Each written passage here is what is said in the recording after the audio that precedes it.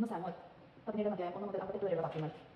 ദാവീദും ഗോലിയാത്തും ഫിലിസ്ത്യർ യുദ്ധത്തിന് സൈന്യത്തെ ഒന്നിച്ചു കൂട്ടി. അവർ യൂദയുടെ സോക്കോയിൽ സമ്മേളിച്ച് സത്തോയ്ക്കും മധ്യേ എഫെസ് മധ്യത്തിൽ പാളയം അടിച്ചു. സൗൽ ഇസ്രായേലിലും എല്ലാ താഴ്വരയിൽ പാളയം അടിച്ച് അവർക്കെതിരെ അണിഞ്ഞിരുന്നു. താഴ്വരയുടെ അപ്പുറത്തും ഇപ്പുറത്തുമുള്ള മലകളിൽ ഫിലിസ്ത്യരും ഇസ്രായേലും നിലയുറപ്പിച്ചു. അപ്പോൾ ഫിലിസ്തീയ പാളയത്തിൽ നിന്ന് ഗത്കാരനായ ഗോലിയാത്ത് എന്ന മല്ലൻ മുൻപോട്ട് വന്ന് 6 മുഴവും ഒരു ചാണ ഉയരവും ഉണ്ടായിരുന്നു. അവന്റെ തലയിൽ ഒരു പിച്ചള തൊപ്പി ഉണ്ടായിരുന്നു. 5000 ശിഖരം തൂക്കമുള്ള പിച്ചള കവചമാണ് അവൻ ധരിച്ചിരുന്നത്. അവൻ പിച്ചള കൊണ്ടുള്ള കാൽച്ചട്ട ധരിക്കുകയും പിച്ചള കൊണ്ടുള്ള കുന്തം തോളിൽ തൂക്കിയിടുകയും ചെയ്തിരുന്നു. അവന്റെ കുന്തത്തിന്റെ തണ്ടിന് നെയ്ത്തുകാരന്റെ ഇരുളിന്റെ ഖനവും അതിന്റെ ഇരുമ്പ് മുനയും 600 ശിഖരം ഭാരവും ഉണ്ടായിരുന്നു. പരിച വഹിക്കുന്നവൻ അവന്റെ മുൻപിൽ നടന്നിരുന്നു. ഗോലിയാത്ത് ഇസ്രായേൽ പടയുടെ നേർക്ക് അട്ടഹസിച്ചു. നിങ്ങൾ യുദ്ധത്തിന് വന്നിരിക്കുകയാണോ? ഞാനൊരു ഫിലിസ്ത്യനാണ്. നിങ്ങൾ സൗലിനെ സേവകരല്ലേ? നിങ്ങൾ ഒരുത്തനെ തിരഞ്ഞെടുക്കുക, അവൻ എന്നെ നേരിടട്ടെ. അവൻ എന്നോട് പൊരുതി എന്നെ കൊല്ലുകയാണെങ്കിൽ ഞാൻ നിങ്ങളുടെ ദാസന്മാരാകാം. ഞാൻ അവനെ തോൽപ്പിച്ചു കൊന്നാൽ നിങ്ങൾ ഞങ്ങൾക്ക് അടിമകൾ ചെയ്യണം. അവൻ തുടർന്നു, ഇസ്രായേലിനെ നിലകളെ ഞാൻ വെല്ലുവിളിക്കുന്നു. എന്നോട് യുദ്ധം ചെയ്യാൻ ഒരാളെ വിടുവിൻ. അവന്റെ വാക്കുകൾ കേട്ട് സൗളും ഇസ്രായേലും ഭയചിന്തരായി. യൂദയിലെ ബെത്ലഹേമിൽ നിന്നുള്ള എഫ്രോസ്തനായ ജെസയുടെ മകനായിരുന്നു ദാവീദ്. ജെസയ്ക്ക് 8 മക്കളുണ്ടായിരുന്നു. സൗളിന്റെ കാലത്ത് അവൻ വൃദ്ധനായിരുന്നു. അവന്റെ പുത്രന്മാരിൽ മൂത്ത 3 പേർ സൗളിനോടൊത്ത് യുദ്ധത്തിൽ എത്തിയിട്ടുണ്ടായിരുന്നു. ആദ്യ ജാതനായ എലിയാബ്, അബീനാദാബ്, ഷമ്മ, ദാവീദ് ഏറ്റവും ഇളയവനായിരുന്നു. മൂത്ത 3 പേർ സൗളിനോട് അടുത്തുണ്ടായിരുന്നു. ദാവീദ് പിതാവിന്റെ ആളുകളെ നീക്കാൻ സൗളിന്റെ അടുത്ത് നിന്ന് ബെത്ലഹേമിൽ പോയി വരിക പതിവായിരുന്നു. ഗോലിയാത്ത് 40 ദിവസം മുടങ്ങാതെ രാവിലെയും വൈകുന്നേരം യുദ്ധത്തിന് വെല്ലുവിളിച്ചു. ജാസെ ദാവീദിനോട് പറഞ്ഞു, ഒരു എഫ മലയിൽ 10 പവും പാളയത്തിൽ നിന്റെ സഹോദരന്മാർക്ക് വേഗം കൊണ്ടുപോയി കൊടുക്കുക. അവരുടെ സഹസ്രാധിപന് 10 പാൽപ്പെട്ടി കൊണ്ടുപോവുക. സഹോദരന്മാർക്ക് ക്ഷേമം അന്വേഷിച്ച് അവരിൽ നിന്ന് ഒരു അടയാളവും വാങ്ങി വരിക. സൗളും ദാവീദിന്റെ സഹോദരന്മാരും മറ്റ് ഇസ്രായേലും എല്ലാ താഴ്വരയിൽ ഫിലിസ്ത്യരോട് യുദ്ധം ചെയ്യുകയായിരുന്നു. പിതാവ് ആജ്ഞാപിച്ചതനുസരിച്ച് ദാവീദ് രാവിലെ എഴുന്നേറ്റ് അടുക്കളയിലെ ഒരു കളക്കാരനെ ഏൽപ്പിച്ചിട്ട് ഭക്ഷണ സാധനങ്ങളുമായി പുറപ്പെട്ടു.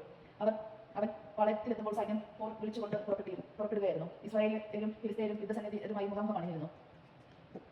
കൊണ്ടുവന്ന പൊതി പടക്കോപ്പ് സൂക്ഷിപ്പുകാരനെ ഏൽപ്പിച്ചിട്ട് ദാവീദ് യുദ്ധരംഗത്ത് ഓടിച്ചെന്ന് തന്റെ സഹോദരന്മാരോട് ക്ഷമ അന്വേഷണം നടത്തി. അവരോട് സംസാരിച്ചുകൊണ്ട് നിൽക്കവേ ഗത്തിൽ നിന്നുള്ള ഗോലിയാത്ത് എന്ന ഫിലിസ്തീയ മല്ലൻ മുൻപോട്ട് വന്ന് മുമ്പത്തെ പോലെ വെല്ലുവിളിക്കുന്നത് ദാവീദ് കേട്ടു. ഗോലിയാത്തിനെ കണ്ടപ്പോൾ ഇസ്രായേലിൽ ഭയം തോന്നി. അവർ പറഞ്ഞു, ഈ വന്ന് നിൽക്കുന്ന മനുഷ്യനെ കണ്ടോ? അവൻ ഇസ്രായേലിനെ നിന്ദിക്കാൻ വന്നിരിക്കുന്നു. അവനെ കൊല്ലുന്നവനെ രാജാവ് മഹാസമ്പന്നനാക്കും. തന്റെ മക്കളെ അവൻ വിവാഹം ചെയ്ത് കൊടുക്കുകയും അവന്റെ പുത്രഭവനത്തിന് ഇസ്രായേലിൽ കരം മുഴുവൻ കൽപ്പിച്ചു കൊടുക്കുകയും ചെയ്യും. ദാവീദ് അടുത്ത് നിന്നവരോട് ചോദിച്ചു, ഈ ഫലിസ്തീനെ കൊന്ന് ഇസ്രായേലിൽ വന്നിരിക്കുന്ന അപമാനം ഈ പറയുന്നവന് എന്ത് കിട്ടും? ജീവിക്കുന്ന ദൈവത്തിന്റെ സേനകളെ നിന്ദിക്കാൻ ഈ അപരിചിതൻ ആരാണ്? അവനെ കൊല്ലുന്നതിന് മുൻപ് പറഞ്ഞതെല്ലാം നൽകുമെന്ന് അവർ പറഞ്ഞു. ദാവീദ് അവരോട് സംസാരിക്കുന്നത് മൂത്ത സഹോദരൻ എലിയാബ് കേട്ടു. അവൻ കുപിതനായി ദാവീദിനോട് ചോദിച്ചു, നീ എന്തിന് ഇവിടെ വന്നു? കുറെ ആടുകൾ ഉള്ളതിനെ മരുഭൂമിയിൽ ആരെ ഏൽപ്പിച്ചു പോകുന്നു? നിന്റെ അഹന്തയും ദുഷ്ടതയും എനിക്കറിയാം. നീ വന്നത് യുദ്ധം കാണാനല്ലേ? ദാവീദ് ചോദിച്ചു, ഞാനിപ്പോൾ എന്ത് ചെയ്തു? ഒരു വാക്ക് പറഞ്ഞതേ ഉള്ളൂ. അവൻ ജ്യേഷ്ഠന്റെ അടുത്ത് നിന്ന് തിരിഞ്ഞ് വേറൊരുവനോട് മുൻ ചോദ്യം തന്നെ ആവർത്തിച്ചു. എല്ലാവരും അതേ ഉത്തരം തന്നെ പറഞ്ഞു. ദാവീദിന്റെ വാക്ക് കേട്ടവർ സൗലിനെ അറിയിച്ചു. രാജാവ് അവനെ വിളിച്ചു. ദാവീദ് സൗലിനോട് പറഞ്ഞു, അവനെ ഓർത്താലും അധൈര്യപ്പെടേണ്ട. ഈ ഫിലിസ്തീയരോട് അങ്ങയുടെ ദാസർ യുദ്ധം ചെയ്യാം. സൗൽ ദാവീദിനോട് പറഞ്ഞു, ഈ ഫിലിസ്തീയരെ നേരിടാൻ നീ ശക്തനല്ല, നീ ചെറുപ്പമല്ലേ? അവൻ ആരുടെ ചെറുപ്പം മുതൽ യോദ്ധാവാണ്. ദാവീദ് വീണ്ടും പറഞ്ഞു, പിതാവിന്റെ ആളുകളെ മേയ്ക്കുന്നവനാണ് അങ്ങയുടെ ഈ ദാസൻ. സിംഹം കരടി വന്ന് ആട്ടിൻപറ്റത്തിൽ നിന്ന് ഒരു ആട്ടിൻകുട്ടിയെ തട്ടിയെടുത്താൽ ഞാൻ അതിനെ പിന്തുടർന്ന് ആട്ടിൻകുട്ടിയെ സംരക്ഷിക്കും. അത് എന്നെ എതിർത്താൽ ഞാൻ അതിനെ ജഡയ്ക്കും പിടിച്ച് അടിച്ചു കൊല്ലും. അങ്ങയുടെ ദാസൻ സിംഹങ്ങളെ കരടികളെയും കൊന്നിട്ടുണ്ട്. ജീവിക്കുന്ന ദൈവത്തിന്റെ സമയത്ത് അപമാനിക്കുന്ന അപരിചിതനായ ഈ ഫിലിസ്തീയരും അവയിൽ ഒന്നിനെ പോലെയാകും. സിംഹത്തിന്റെയും കരടിയുടെയും കയ്യിൽ നിന്ന് എന്നെ രക്ഷിച്ച കർത്താവ് ഫിലിസ്തീയരുടെ കയ്യിൽ നിന്ന് എന്നെ രക്ഷിച്ച സൗൽ ദാവീദിനോട് പറഞ്ഞു രക്ഷിക്കും. സൗൽ ദാവീദിനോട് പറഞ്ഞു, പോവുക, കർത്താവ് നിങ്ങളോട് ഉണ്ടായിരിക്കട്ടെ. അനന്തരം സൗൽ തന്റെ ഷർട്ട് ദാവീദിനെ അണിച്ചു. ഒരു പിച്ചള തൊപ്പി അവന്റെ തലയിൽ വെച്ചു. തന്റെ കവചം അവനെ ധരിപ്പിച്ചു. പോർച്ചട്ടയും വാളും ധരിച്ച് ദാവീദ് നടക്കാൻ തുടങ്ങി. പക്ഷേ സാധിച്ചില്ല. അവനത് പരിചയമില്ലായിരുന്നു. അതുകൊണ്ട് പരിചയമില്ലാത്തതിനാൽ ഇവ ധരിച്ച് നടക്കാൻ എനിക്ക് സാധിക്കില്ലെന്ന് അവൻ സൗലിനോട് പറഞ്ഞു. അവനെ ഊരി വെച്ചു. പിന്നെ അവൻ തന്റെ വടിയെടുത്ത് തോട്ടിൽ നിന്ന് മിനു സമമുള്ള 5 കല്ലുകൾ തിരഞ്ഞെടുത്തു. സഞ്ചി കിട്ടു. കവിന അവന്റെ കൈയുണ്ടായിരുന്നു. അവൻ ഫിലിസ്തീയരെ സമീപിച്ചു.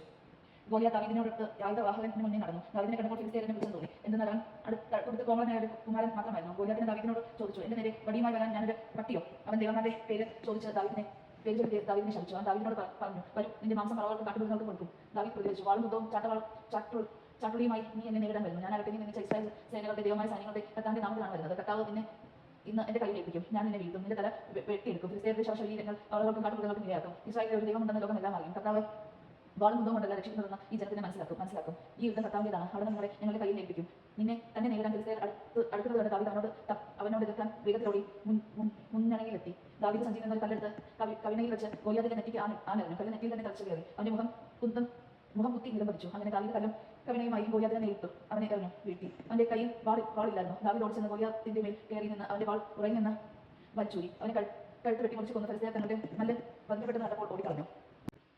ഇസ്രായേലിലെയും യൂദായിലെയും ആളുകൾ ആർപ്പ് വിളിച്ചുകൊണ്ട് എക്രോണിന്റെ കവാടങ്ങൾ എവിടെ വരെ ഫിലിസ്തീയരെ പിന്തുടർന്നു. ഷറായും മുതൽ ഗത്തും എക്രോണും വരെയുള്ള വഴിയിൽ ഫിലിസ്തീയർ മുറിവേറ്റ് വീണു. ഫിലിസ്തീയരെ അനുധാവനം ചെയ്തു. മടങ്ങി വന്നതിനു ശേഷം ഇസ്രായേൽ അവരുടെ പാളയം കൊള്ളയടിച്ചു. ദാവീദ് ഗോലിയാത്തിന്റെ തല ജെറുസലേമിലേക്ക് കൊണ്ടുവന്നു. കവചം കൂടാരത്തിൽ സൂക്ഷിച്ചു. ദാവീദ് ഗോലിയാത്തിനെ എതിർക്കാൻ പോകുന്നത് കണ്ടപ്പോൾ സൗൽ സൈന്യാധിപനായ അബ്നേറിനോട് ചോദിച്ചു, അബ്നേർ ആരുടെ മകനാണ് ഈ യുവാവ്? തനിക്ക് അറിഞ്ഞുകൂടാ എന്ന് പ്രതിരോധിച്ചു. ആ യുവാവ് ആരുടെ മകനാണ് അന്വേഷിക്കാൻ രാജാവ് കൽപ്പിച്ചു. ഗോലിയാത്തിനെ വധിച്ച് മടങ്ങി വന്ന ദാവീദിനെ അബ്നേർ സൗലിന്റെ അടുക്കൽ കൂട്ടിക്കൊണ്ടുവന്നു. ഫിലിസ്തീയരുടെ ശിരസ് അവന്റെ കയ്യിലുണ്ടായിരുന്നു. സൗൽ അവനോട് ചോദിച്ചു, നീ ആരുടെ മകനാണ്? അങ്ങയുടെ ദാസനായ ബെത്ലഹേംകാരൻ ജെസ്സയുടെ മകനാണ് ഞാൻ എന്ന് ദാവീദ് പറഞ്ഞു. ദൈവജനമാണ് നാം കേട്ടത്. നമുക്ക് സ്തുതി.